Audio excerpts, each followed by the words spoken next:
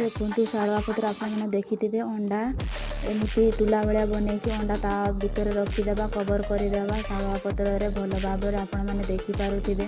ଗାଁରେ ବି ଏଇଭଳିଆ ପତ୍ର ମିଳିବ ଆପଣ ଦେଖିଥିବେ। ଏମିତି କଭର କଲା ପରେ ତାର ସାହାଯ୍ୟରେ ଭଲ ଭାବରେ ବାନ୍ଧିଦେବି ଯେମିତିକି ପଡ଼ିବନି। ତାପରେ ଅଙ୍ଗାରରେ ଦେଲା ପରେ ତା ଉପରେ ନିଆଁ ଜଳେଇଦେଲି।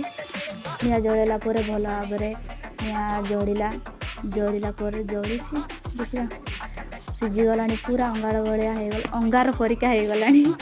ତାପରେ ଏବେ ଦେଖିବା ସିଝିଛି କି କେତେ ଗରମ ହେଇଯାଇଛି ବାପରେ।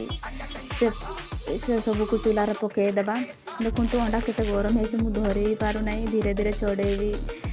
କେତେ ଗରମ ଲାଗୁଛି ଧୀରେ ଧୀରେ ଛଡ଼େଇବା। ସବୁ ଛଡ଼େଇ ସରିଲା। ଏବେ କାଟିବା କେମିତି ଲାଗୁଛି ଟ୍ରାଏ କରି ଦେଖିବା। ସିଝି ଯାଇଛି ଖାଇ ଦେଖିବା ଏବେ।